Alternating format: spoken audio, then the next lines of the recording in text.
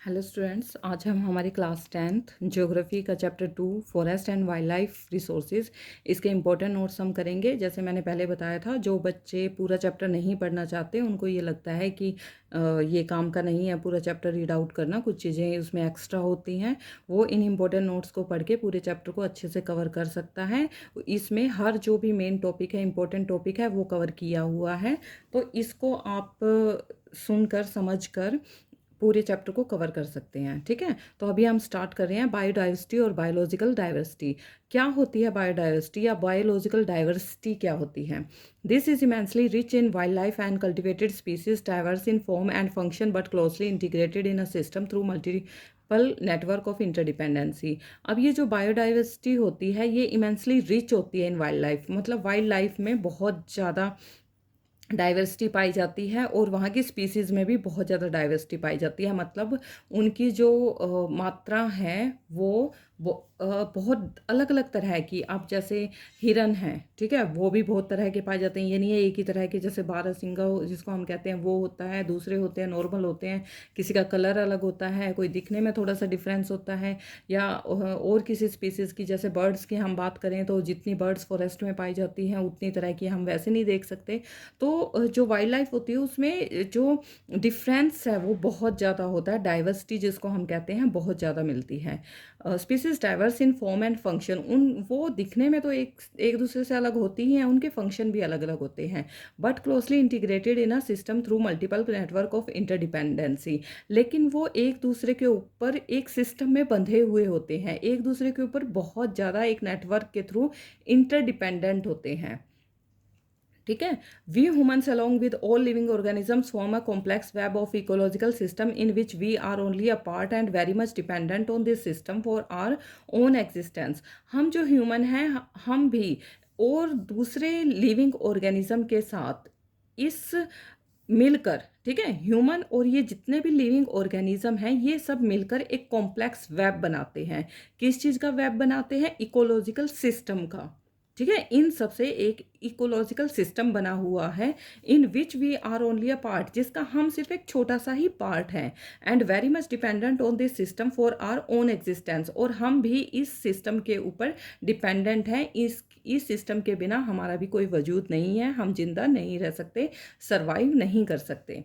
For example, the plants, animals, and microorganisms recreate the quality of the air we breathe, the water we drink, and the soil that produces our food, without which we cannot survive। जो plants हैं, animals हैं, micro organism हैं, ये सारे क्या करते हैं? Recreate करते हैं क्वालिटी को। किस चीज़ की क्वालिटी को? जो एयर हम ब्रीथ करते हैं, जो वाटर हम ड्रिंक करते हैं, और जो सोयल जहाँ पे हम फूड को प्रोड्यूस करते हैं, इन सब की क्वालिटी को रिक्रिएट करती हैं ये सारी चीज़ें मिलके। ठीक है, और हमारे यूज़ में रीयूज़ काम में हमारी हेल्प करते हैं। Without which we can not survive, जिसके बिना हम सर्वाइव नहीं कर सकते। जैसे सोयल है, सोयल में हम क्या करते हैं? या तो उसको थोड़े टाइम के लिए छोड़ दिया जाता है। पहले क्या होता था? सोइल को छोड़ दिया जाता था उसमें खाद डाल के, वो अपने आप जो माइक्रो ऑर्गेनिज्म होते थे वो अपने आप ही सोइल को दोबारा से फर्टाइल बना देते थे, उसकी जो फर्टिलिटी पावर है उसको बढ़ा देते थे। ठीक है, तो ये काम कौन कर रहा था उस टाइम पे? माइक्रो ऑर्गेनिज्म कर रहे थे। ठीक है, India is one of the world's richest countries in terms of biological diversity. अब जो इंडिया है वो वर्ल्ड में बहुत ज़्यादा रिचेस्ट कंट्रीज़ में है बायोलॉजिकल डाइवर्सिटी में। मतलब इंडिया में बायोडाइवर्सिटी जो है बहुत ज़्यादा पाई जाती है। ये वर्ल्ड में काफ़ी अच्छे प्लेस पर है। Conservation of forest and wild life in India. अब जो कंजर्वेशन है फॉरेस्ट की और वाइल्ड लाइफ की इंडिया में, वो कैसे होती है? Conservation in the background of rapid decline in wild life population and forestry. अब बहुत ज़्यादा वाइल्ड लाइफ की जो पॉपुलेशन है और फॉरेस्ट्री जो है वो डिक्लाइन होती जा रही थी बहुत ही स्पीड से। ठीक है, इसके लिए कंजर्वेशन, उनको कंजर्व करने की ज़रूरत पड़ी। सबसे पहले हम देखेंगे conservation preserves the ecological diversity of plants and animals for better growth of species and breeding. अब कंजर्वेशन किया उन्होंने, जो इकोलॉजिकल डाइवर्सिटी थी किस चीज़ की? प्लांट्स की और एनिमल्स की। अब उनकी जो जो पूरी की पूरी स्पीसीज़ है वो ख़त्म होती जा रही थी। अब उसके लिए क्या किया? उनको कंजर्व करना स्टार्ट कर दिया ताकि उनकी जो स्पीसीज़ की ग्रोथ है वो बढ़ सके, वो ब्रीड करें और उनकी ग्रोथ बढ़ सके। ठीक है, in India in the 1960s and 1970s, conservationists demanded a national wildlife protection program. The Indian Wildlife Act was implemented in 1972. अब 1960s में और 1970s में जो कंजर्वेशनिस्ट हैं उन्होंने डिमांड किया कि एक national wild life protection programme होना चाहिए, ठीक है। और इंडियन वाइल्ड लाइफ एक्ट के थ्रू इसको इम्प्लीमेंट किया गया 1972 में। मतलब उसको कम से कम 5 7 10 साल ऐसे लगे थे। 60 से स्टार्ट हुआ था, 72 में हुआ था। तो बीच में उन्होंने कुछ ना कुछ तो प्रोग्राम चलाते रहे, वो कुछ ना कुछ तो उन्होंने किया, तो ये टोटल टाइम उनको लगा था। तो 70 तक चला था, तो 8 से 10 साल लो या 12 साल से 8 साल 10 साल जो भी है वो आप ले सकते हो। The thrust of the programme was towards protecting the remaining population. अब इस प्रोग्राम की जरूरत क्या पड़ी? जो पॉपुलेशन बच गई थी, ठीक है, जितनी भी बर्ड्स की या प्लांट्स की, एनिमल्स की जो पॉपुलेशन बच गई थी उनको प्रोटेक्ट करना था। जैसे कि बैनिंग हंटिंग, हंटिंग को बैन करके, गिविंग लीगल प्रोटेक्शन, उनको लीगल प्रोटेक्शन देकर, restricting trade in wild life की ट्रेडिंग को रेस्ट्रिक्ट करके, रोक कर जो ट्रेडिंग होने लगी थी, जैसे हाथी के दांतों की ट्रेडिंग की जाती थी, या किसी की जो टाइगर की जो स्किन होती है उसकी ट्रेडिंग होने लगी थी। तो ऐसे बहुत सारी चीज़ें जो होती हैं उनकी ट्रेडिंग होने लगी थी, वाइल्ड लाइफ एनिमल्स की। तो इस वजह से उस ट्रेडिंग को रेस्ट्रिक्ट किया गया।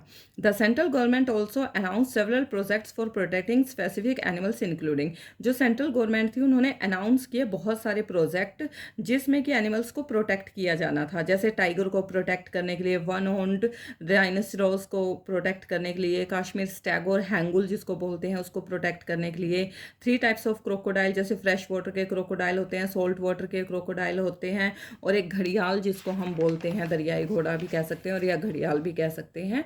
तो उसको प्रोटेक्ट करने के लिए इनके लिए बहुत सारी प्लानिंग की। एशियन लायन को और बहुत सारी अदर स्पीसीज थी जिनको प्रोटेक्ट किया जाना जरूरी था, उसके लिए प्रोग्राम भी चलाए गए। Most recently the Indian elephant, blackbuck, the great Indian bustard and the snow leopard etc. have been given full or partial legal protection against hunting and trade throughout India. अब recently देखा जाए, अभी अभी जो थोड़ा ही time हुआ है जो प्रोग्राम चले हैं, जो प्रोटेक्शन दी गई है, उनमें से क्या क्या है? इंडियन एलिफेंट को, ब्लैक पग को, ग्रेट इंडियन बस्टर्ड को और स्नो लेपर्ड को प्रोटेक्शन मिली है, ठीक है। उनके लिए स्पेशल लॉ बनाए गए हैं। उनकी हंटिंग नहीं होनी चाहिए, उनकी ट्रेडिंग नहीं होनी चाहिए, और उनके लिए स्पेशल लीगल प्रोटेक्शन की गई है। प्रोजेक्ट टाइगर एक आया था हमारा, उसमें टाइगर को प्रोटेक्ट करने के लिए लॉ थे। India and Nepal provided habitat to about 2/3 of the surviving tiger population in the world. अब वर्ल्ड में जो टाइगर की पॉपुलेशन है वो बहुत कम होती जा रही थी, उसको भी प्रोटेक्ट करना बहुत ज़्यादा ज़रूरी था। Project tiger, one of the well publicised wild life campaign in the world, was launch in 1973। अब जो ये प्रोजेक्ट टाइगर था ये बहुत ही पब्लिकली पब्लिश किया गया वाइल्ड लाइफ कैंपियन के थ्रू पूरे वर्ल्ड में, जो कि लॉन्च हुआ था 1973 में।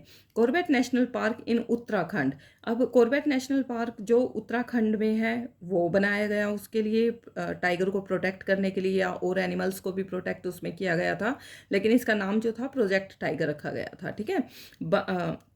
Bandhavgarh national park in Madhya Pradesh में, Sariska wildlife sanctuary in Rajasthan में, Manas tiger reserve in Assam, Periyar tiger reserve in Kerala और some of the tiger reserves of India. यहाँ पे टाइगर पाए जाते हैं, तो टाइगर को भी प्रिजर्व यहाँ पे स्पेशली ये प्रोजेक्ट टाइगर के लिए किया गया था।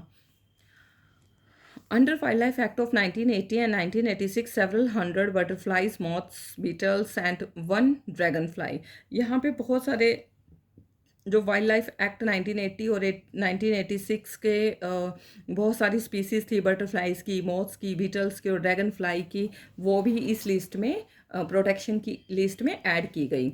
1991 for the first time plants were added to the list starting with 6 species.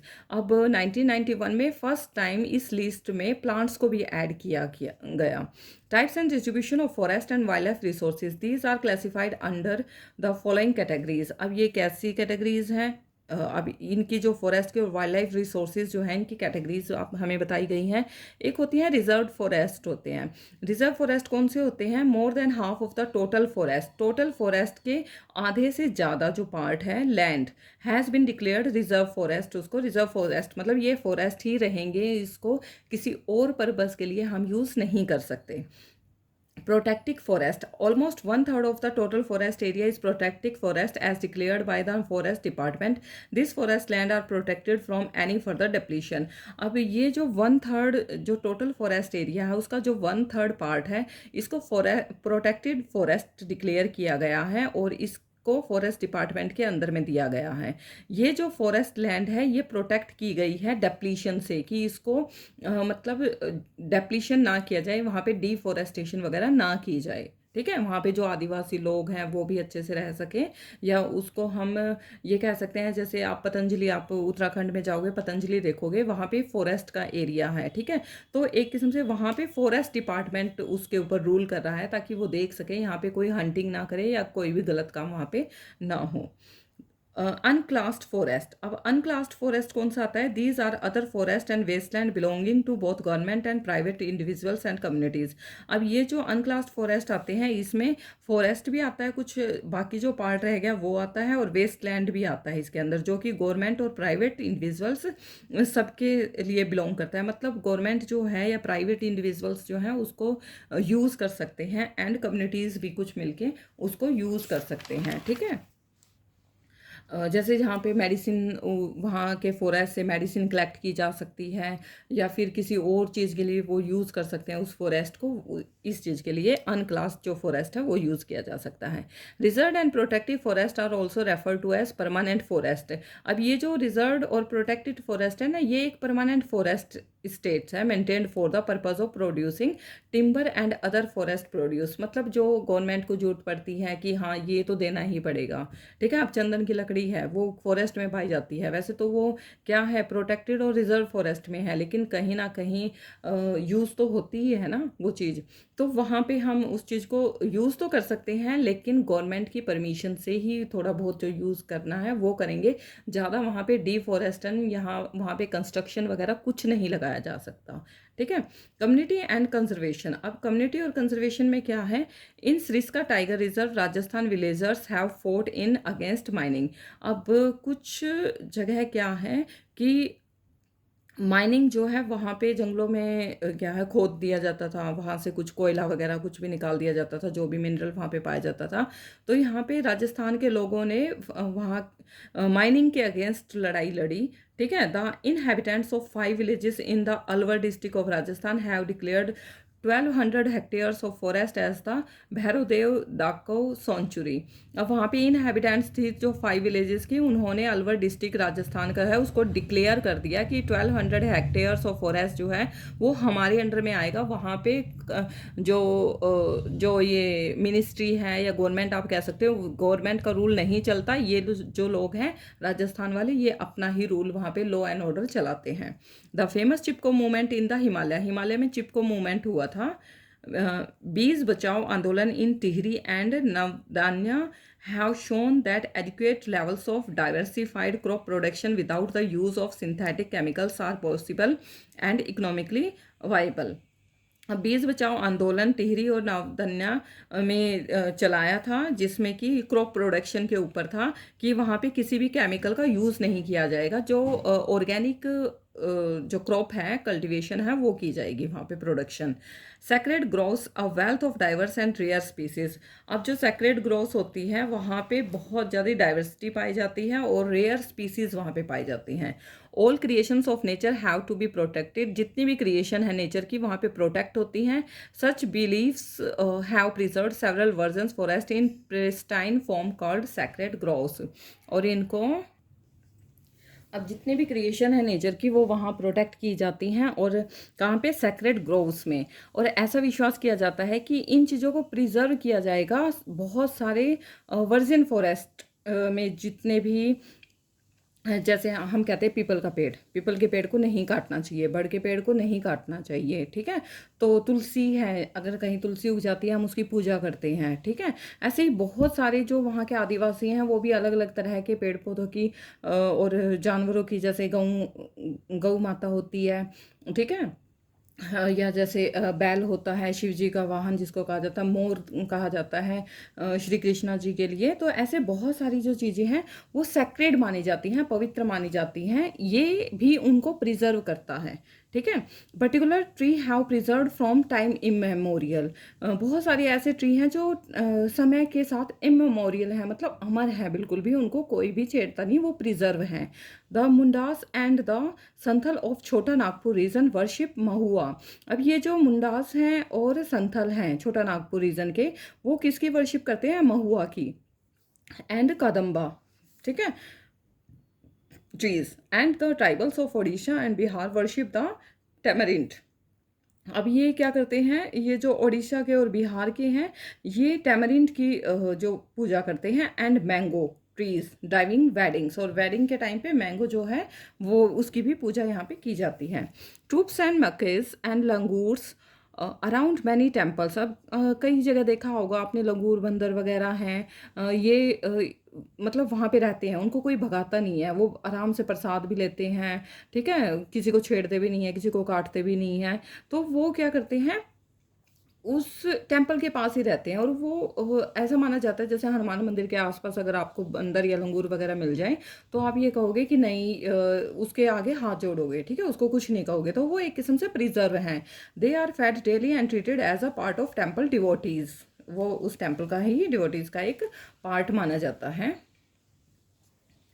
In In and around Bishnoi villages in Rajasthan, herds of blackbuck, nilgai, and peacocks can be seen as an integral part of the community and nobody harms them.